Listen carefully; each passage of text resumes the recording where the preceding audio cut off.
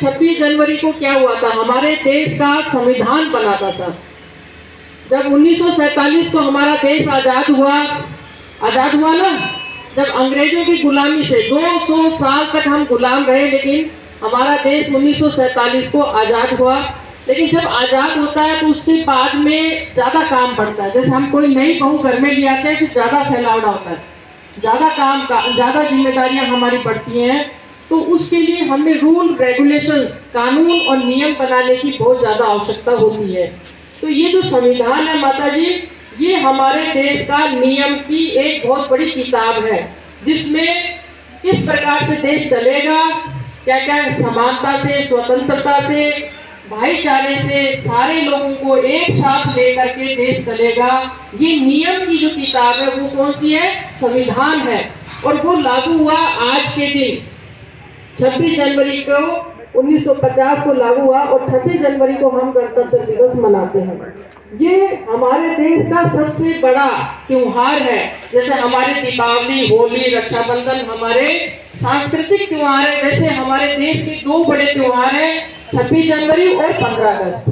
तो हम सभी नागरिकों की भी ये जिम्मेदारी होती है कि जिस प्रकार से हम होली और दीपावली मनाते हैं, वैसे ही हम 26 जनवरी और 15 अगस्त भी मनाएं। और क्यों मनाएं, इसका कारण भी तो आपको पता होना चाहिए ना। क्यों मनाएं, इसका क्या कारण है? इसका कारण ये है कि हमें जिन लोगों ने आजादी दिलाई, जिन्होंने बलिदान दिया, जो शहीद हो गए, अपने घर बार को छोड़ करके देश के लिए आके खड़े हो गए, कभी सुख का दिन नहीं देखा और अंग्रेजों के अत्याचार को सहन किया, बेड़ियां मतलब उनके बंधी रहती थी, फिर भी वो कहते थे कि हम भारत माता को आजाद करेंगे। तो क्या हम उन लोगों को आज याद नहीं करना पड़ेगा? हम उनको याद करेंगे, उनके आदर्शों का ध्यान रखेंगे, तभी तो हमारे अंदर देशभक्ति की भावना आएगी, तभी हम उनके ऋण से अपने आप को मुक्त कर पाएंगे। मुक्त तो नहीं कर पाएंगे, ऋण तो किसी का नहीं मुक्त कर पाएंगे, लेकिन फिर भी देश के जो शहीद हुए, जो वीर हुए, बलिदान हुए, वीर सावरकर है, भगत सिंह जी है, सुभाष चंद्र बोस है, हमारे महात्मा गांधी से लेकर के पता नहीं असंख्य बलिदानों ने उस समय देश के लिए काम किया। तो उन सबको हम आज के दिन याद करते हैं माता जी। और याद करके हम ये भी संकल्प लेते हैं, याद ही करना कोई इतना ही थोड़ी है मात्र आवश्यक। याद करने के बाद में हमें ये भी संकल्प लेना होगा कि हमारे द्वारा देश के प्रति हम क्या कर सकते हैं। हमारी भी तो कोई जिम्मेदारी, हमारा भी तो कोई कर्तव्य है, या सारे दिन लड्डू पेड़े खाते रहेंगे।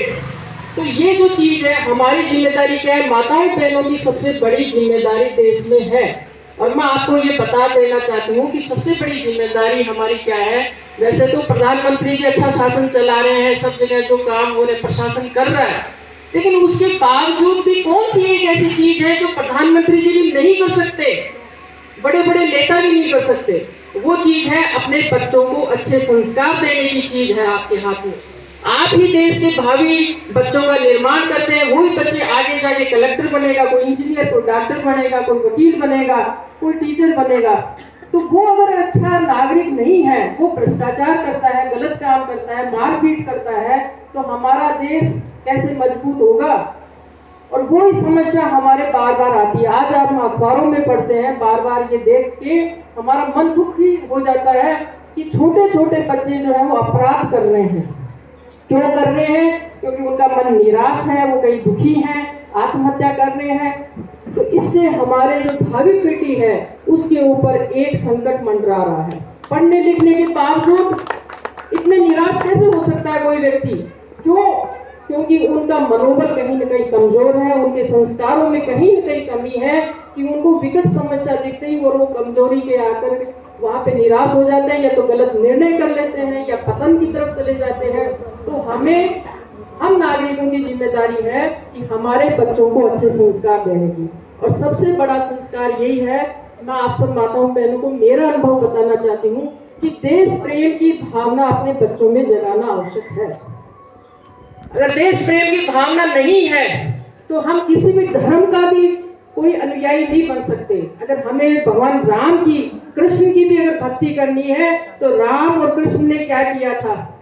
माता जी आपको ध्यान है कि भगवान को 14 साल वनवास मिला था, लेकिन 14 साल के वनवास में एक ऐसी कौन सी चीज थी जो उनके हृदय से लगी हुई थी, उनके हाथ में रहती थी।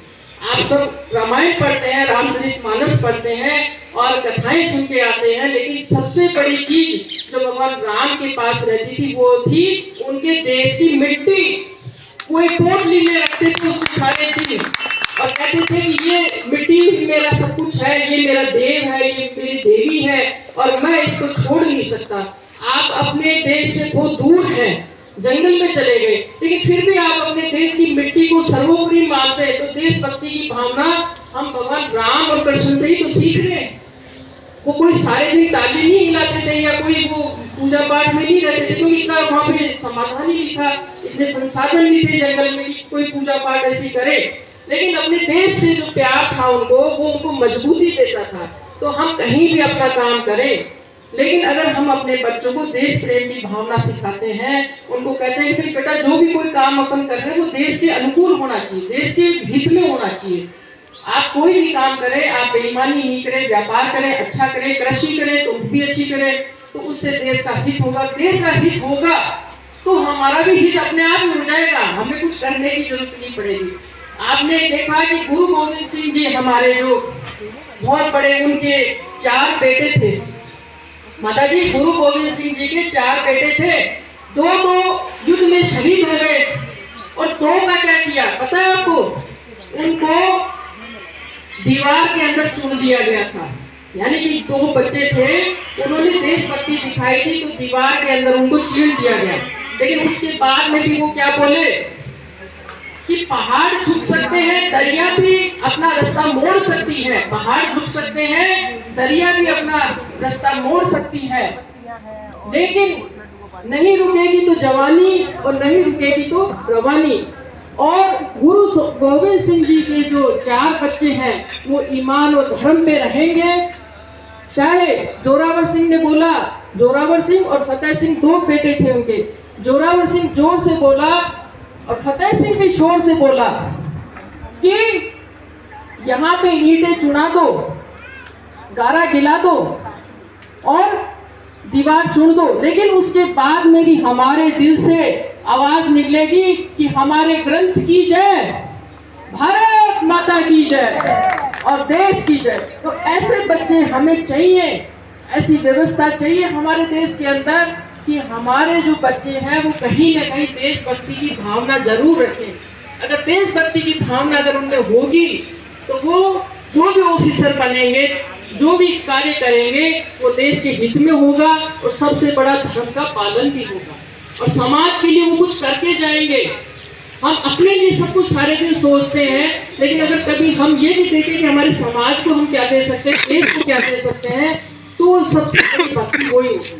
तो मैं आप सबको आज से ये निवेदन कर रही हूँ, मेरा तो निवेदन कि आप सब बड़े ही हैं, आप सब जानते हैं कि हमारी सुरभि नारी शक्ति संस्था ने जो कि गौ माता की सेवा करती है, सड़क दुर्घटना में जितनी भी गाय घायल होती हैं आपके आसपास राजस्थान राज्य के अंदर, जहाँ जिलों में, सड़कों पे, जहाँ भी, तो उनको हमारे संतोष जी को हमने काम सौंप रखा है। वो 24 घंटे फोन सुनते हैं।